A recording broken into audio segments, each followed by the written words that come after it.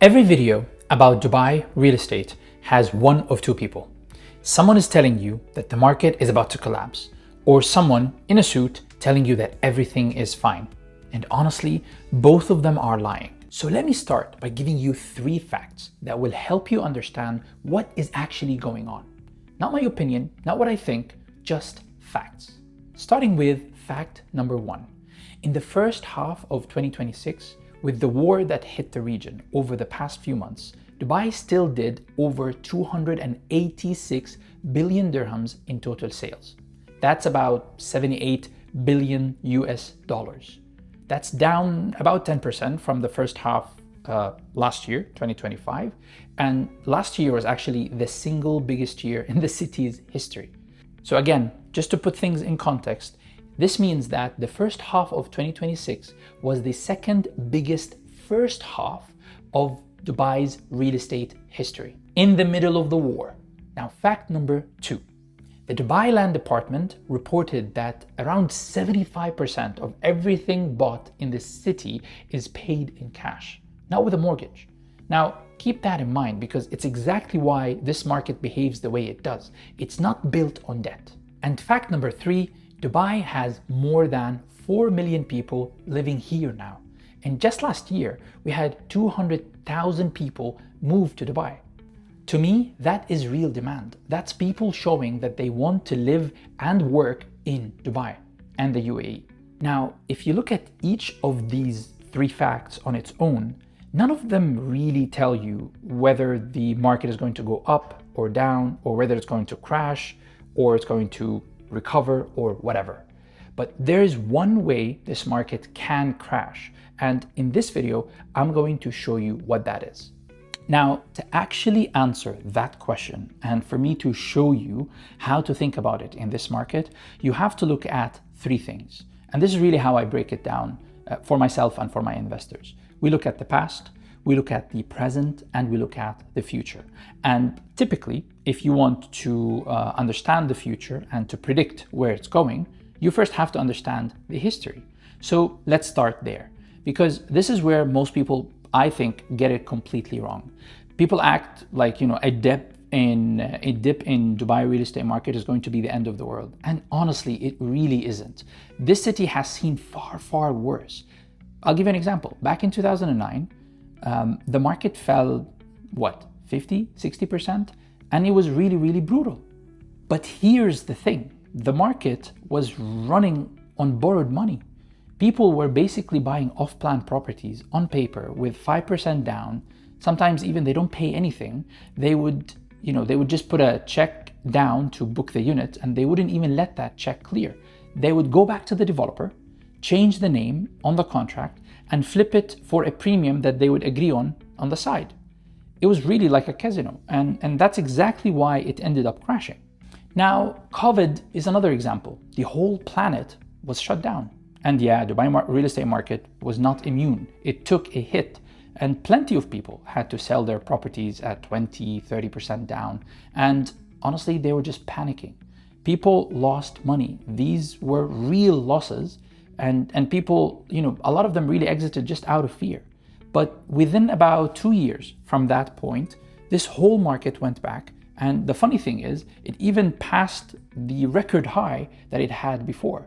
The whole world was in the middle of a complete shutdown, but Dubai real estate was still growing gradually and very, very strongly.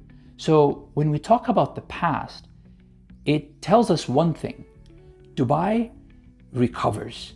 Every single time it recovers. But honestly, the past is just history. What actually matters is what's happening right now, today. And that's why we want to talk about the present. So let me show you what that looks like.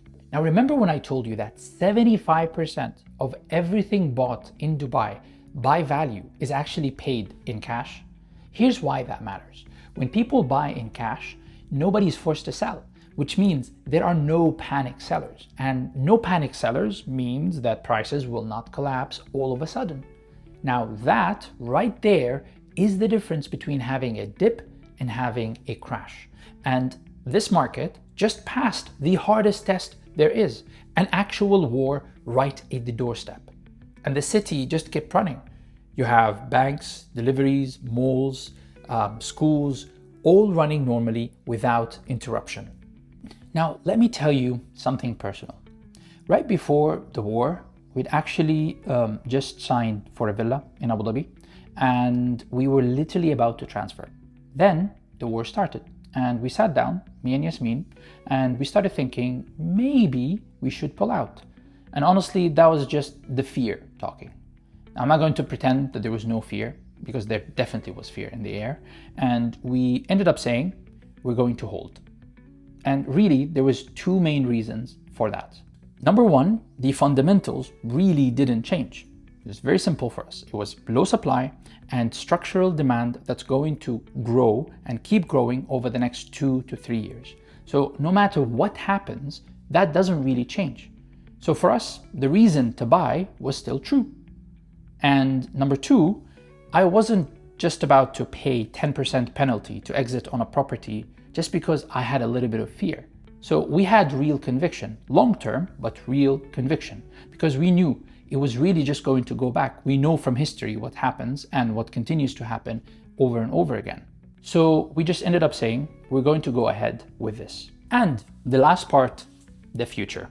Now, when it comes to the future, you really get one of two things. You either get promises or you get actual plans.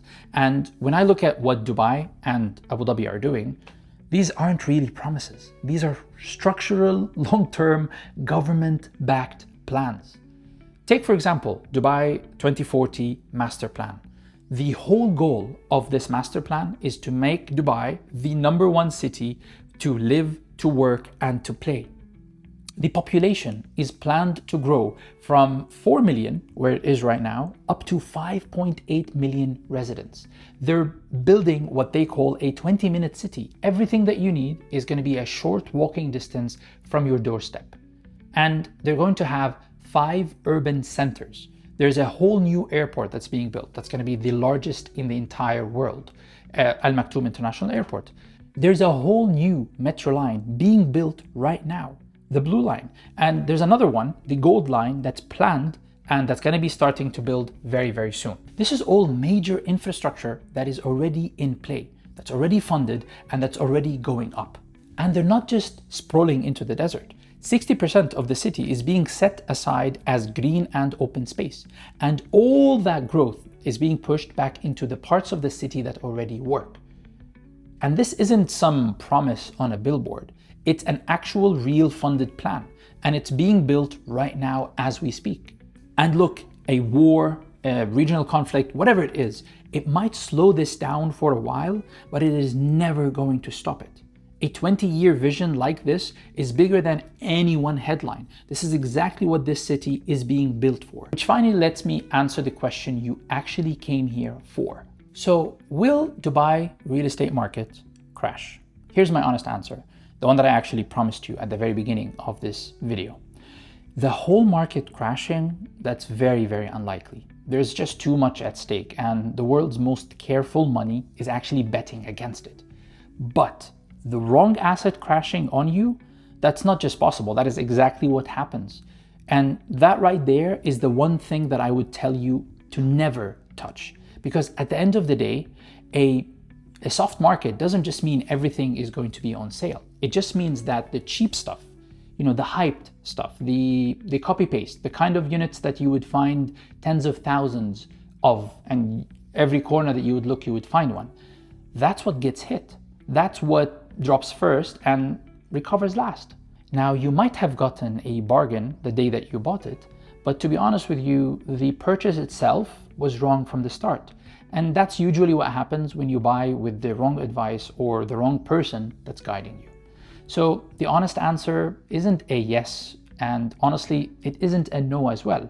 It's this, not the market. This market will probably not crash. But your asset, if it's the wrong asset, that one probably will. It was never really the question of whether to buy, it was what should you buy? And that part alone is the only part that can actually crash on you. And the good news, that's the only part that you can actually control. So let me leave you with this. My opinion on all of this, I don't think it matters, honestly. I always say this to my clients: my opinion is just my opinion. I can give it to you, and at the end of the day, it's just an opinion. But the data doesn't have an opinion. It just tells you facts. And the fact is people are buying. And the fact is people are staying. So if you feel nervous about buying right now, that feeling is very real. But it's probably not coming from the market. It's probably coming from the noise, like the headlines or the people screaming on the camera telling you that the market is about to crash. And my advice, go look for yourself. Look at the data, and the data will never lie to you. Now, here's the thing. Everything I just told you comes down to really just one decision, which is, what do you buy?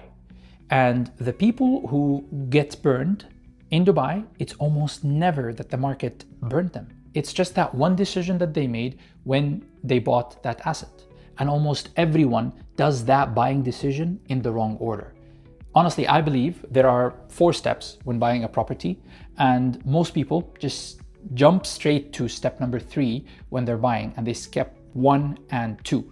And that is almost always the reason why they get burned. So what I did is I actually created a step-by-step video that walks you through these 4 steps and shows you what do you do in each of these steps. So watch that video, and thank you very much. See you in the next one.